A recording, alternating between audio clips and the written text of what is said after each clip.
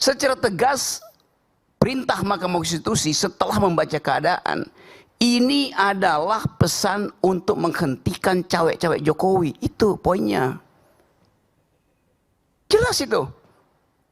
Kan itu yang terjadi sekarang tuh. Jadi pastikan bahwa siapapun yang akan dikocok ulang untuk dijadikan sumber kompetisi baru, dia harus dalam wawasan menghentikan cawe-cawe Jokowi.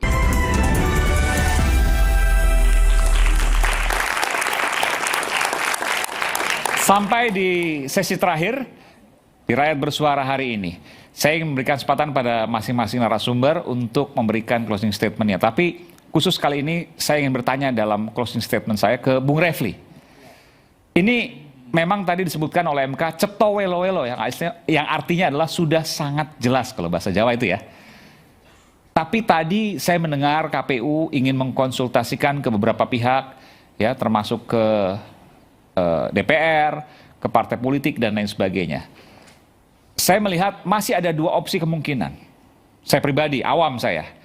2024 langsung diberlakukan atau nanti 2029. Tidak ada yang tidak mungkin di dalam konstitusi.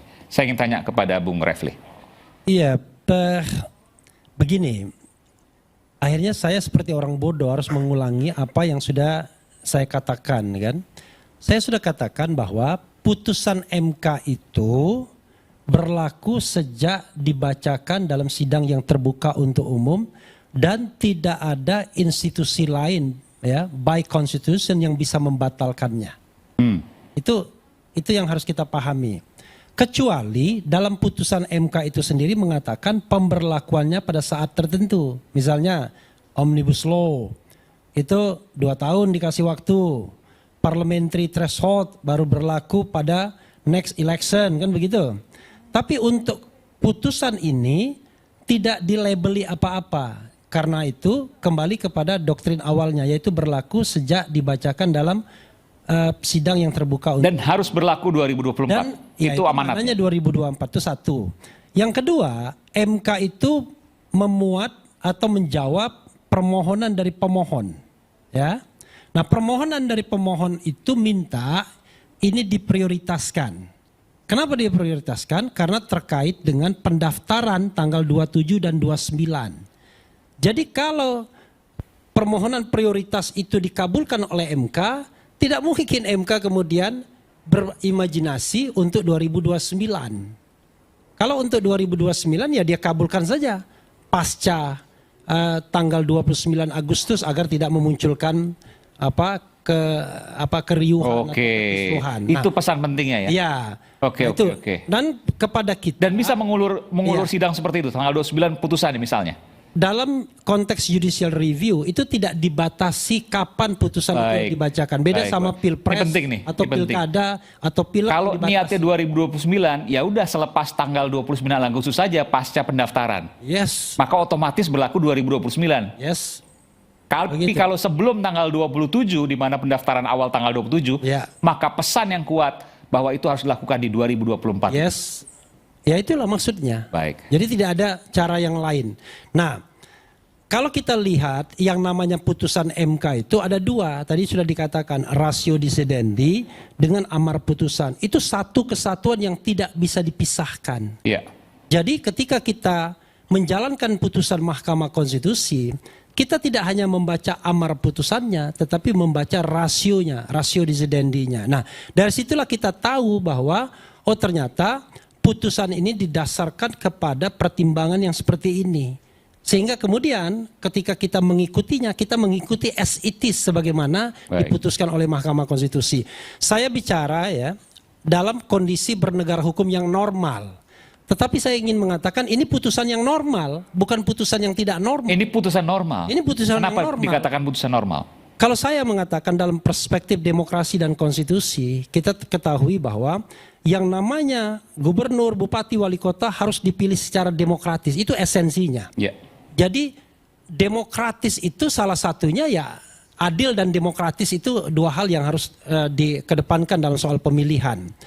Kita tahu bahwa implikasi dari tingginya threshold itu adalah dominasi, pembelian atau katakanlah ambil semua partai politik sehingga tidak menyisakan partai politik untuk bisa mengajukan. Ini berbeda dengan Pilpres. Pilpres boleh memborong tapi harus menyisakan untuk partai mencalonkan calon yang lain. Nggak boleh ada kotak kosong.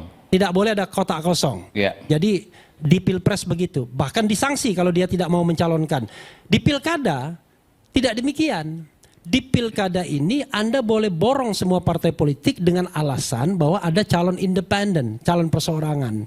Tapi persoalannya adalah dalam kasus-kasus tertentu sering calon perseorangan ini dijadikan faktor untuk memastikan apakah lebih efektif melawan calon perseorangan yang tidak populer atau melawan kotak kosong. Dalam kasus Solo, lebih suka melawan calon yang tidak populer. Karena di Makassar kalah. Calon yang tidak populer itu melawan kotak kosong. Di DKI, saya kan sudah mengatakan minggu lalu bahwa akan diupayakan calon perseorangan atau calon independen itu akan diloloskan. Dan ternyata iya, setelah dinyatakan tidak lolos di tahap awal, tiba-tiba diloloskan. Semalam. Kontroversi KTP, penggunaan KTP yang masif termasuk itu anaknya Bung Iwan Tarigan, itu dinisbikan. Tinggal dihitung dari sisi angka-angka, bukan dari sisi bahwa ini adalah sebuah kejahatan pemilu. Oh kalau begitu anaknya Anies yang dicatut KTP-nya nggak sah. Anaknya Iwan tidak sah. Jadi dihitung 1, 2, 3-nya. Padahal ini adalah sesuatu yang sifatnya konspiratif dan ini adalah kejahatan pemilu. Jadi sekali lagi saya ingin mengatakan bahwa putusan ini normal, pro demokrasi dan tentu saja putusan ini bukan untuk Anies Baswedan. Putusan ini untuk pilkada di seluruh Indonesia. Jadi no matter dengan ada Anies atau tidak. Tapi bukan untuk ini Anies adalah, Baswedan, bukan untuk PD Perjuangan. Ya, tetapi untuk seluruh rakyat Indonesia yang menginginkan bahwa ada fair election di dalam pilkada. Makasih. Assalamualaikum warahmatullahi wabarakatuh. Waalaikumsalam warahmatullahi wabarakatuh. Bung Salvator, silakan. Anda berbeda pendapat pasti.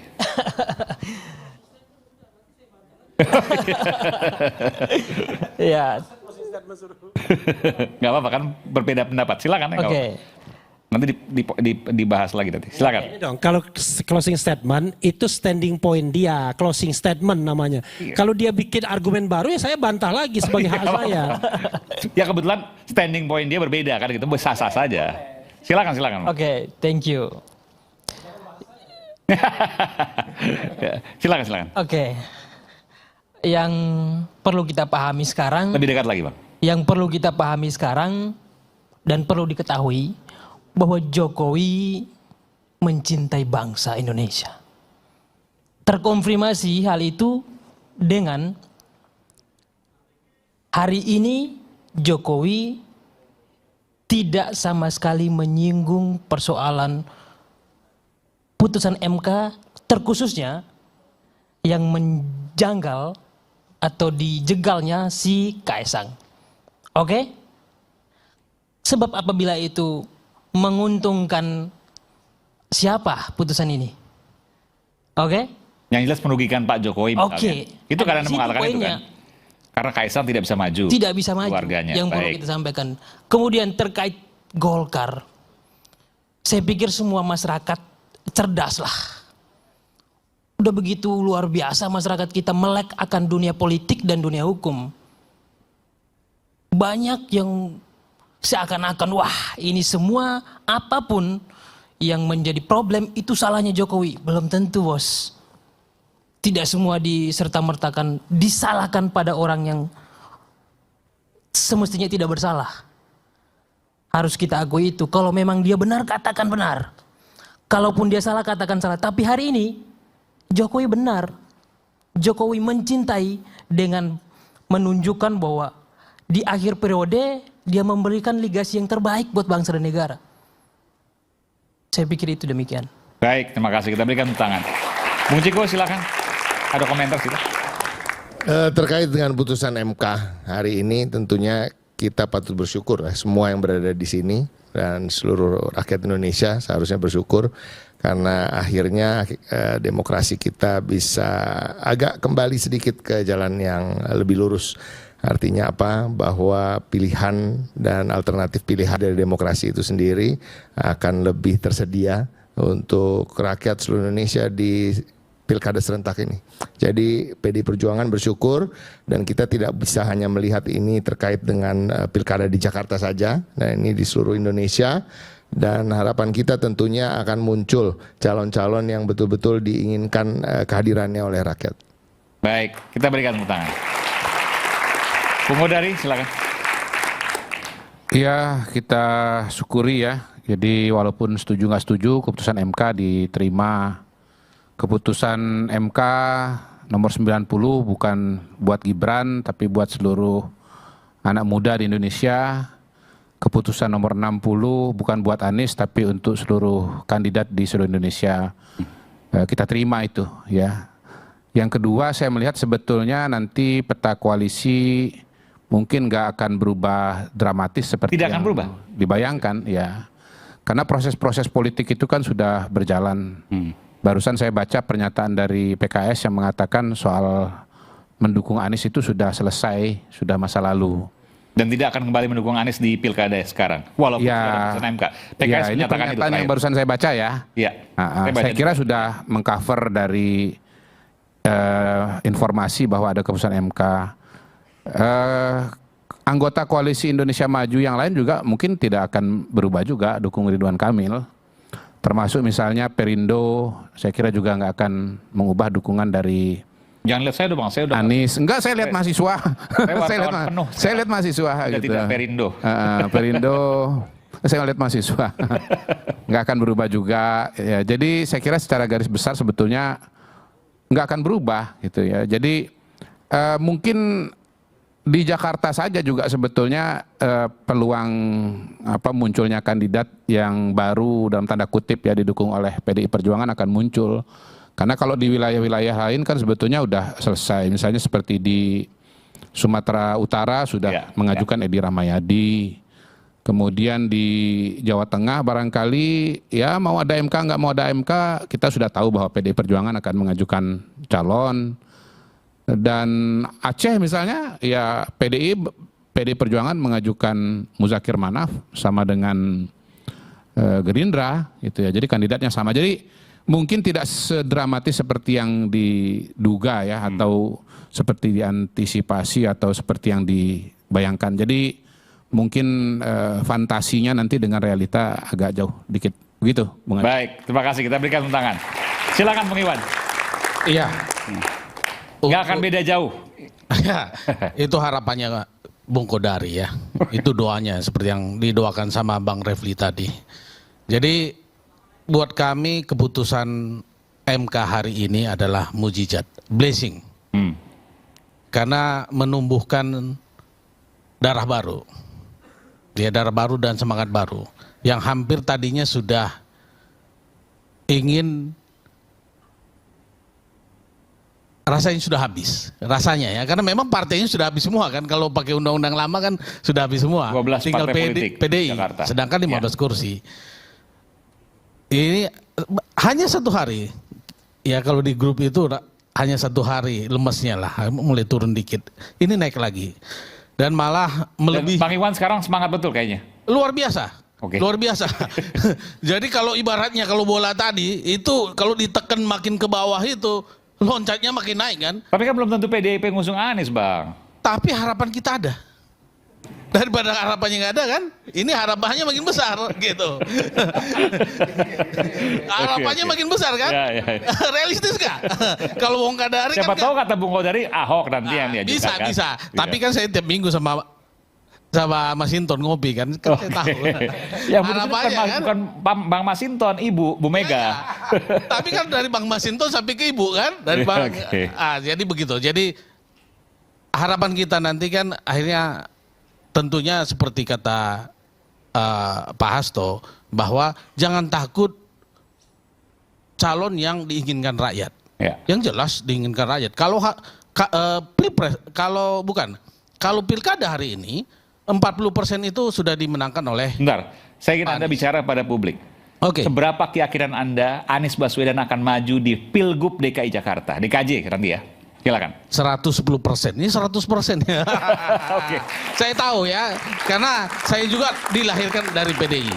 Oke. Ya, jadi Anda saya tahu mantan betul. kader PDI. Ya, saya mantan kader PDI, bapak saya juga mantan kader PDI. Jadi saya tahu betul apa keinginan PDI dan saya harapkan itu juga sama dengan yang dihasilkan sekarang. Dan 100% Anies pasti akan maju 100% dan Pilkada kami DKI. mendukung 1015 kelompok relawan seluruh Indonesia kepada dukungan PDI. Oke, Pak.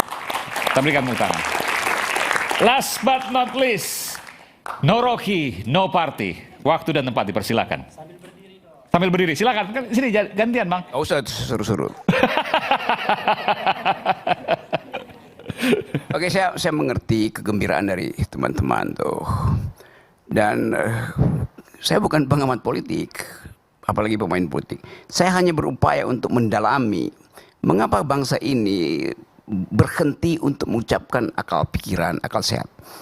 Itu dasarnya itu. Jadi kalau kita evaluasi secara mendalam sebetulnya, ini bukan buat Anies, bukan buat Ahok, lalu buat siapa? Jadi bahasa itu pun masih bahasa yang terlalu formal. Secara tegas, perintah Mahkamah Konstitusi setelah membaca keadaan, ini adalah pesan untuk menghentikan cawe-cawe Jokowi. Itu poinnya. Jelas itu. Kan itu yang terjadi sekarang tuh. Jadi pastikan bahwa siapapun yang akan dikocok ulang untuk dijadikan sumber kompetisi baru, dia harus dalam wawasan menghentikan cawe-cawe Jokowi. Itu dasarnya tuh. Kita mesti inline dengan yang saya sebut tadi, alam pikiran yang tersembunyi di Mahkamah Konstitusi. Dasarnya itu. Ini bukan lagi partai koalisi mana lewat dengan siapa atau caleg mana dengan caleg siapa. Yang kita mau tagih adalah setelah Mahkamah Konstitusi memulihkan akal sehat negeri ini, maka tibalah perintah kedua, yaitu buat koalisi bukan untuk dia menang, tapi untuk menghentikan dinasti Jokowi, untuk menghentikan politik Jokowi. Itu dasarnya. Kalau itu nggak, kalau kita masih bilang ya ini bukan ya buat siapa itu. Yang kedua, akhirnya kita masuk dalam free market di dalam politik. Ini kan free market. Siapa aja boleh bertanding gitu. Bagus betul ada free market dalam politik, tapi ada satu masalah kecil. Konsumennya bukan homo economicus. Paradoksnya di situ tuh. Dibuka kesempatan besar. Tetapi seseorang yang ingin masuk ke pasar, dia mesti berpikir rasional tuh. Nah kita, rasionalitas kita itu masih bisa dibujuk oleh BLT, oleh amplop. Jadi masih ada masalah kedua di situ tuh. Dan itu yang memungkinkan ide free market di dalam politik bisa itu membuat kita percaya bahwa kita masih bisa menemukan sesuatu di balik kemaksiatan itu. Dan politik bukan sekedar the art of the possible, tapi the art of attacking the impossible. Sekarang kita mulai mengerti bahwa yang impossible pun bisa terjadi. Saya mau tanya, Bung Rocky. Kalau sebelumnya maksiat, sekarang sudah taubat dong politiknya. Anda mau jawab itu?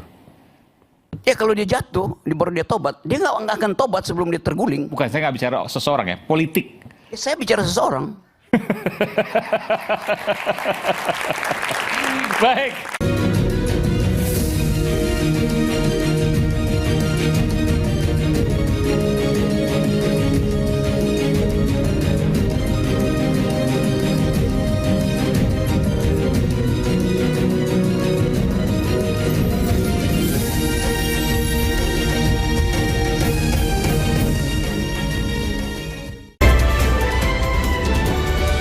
Acara ini dipersembahkan oleh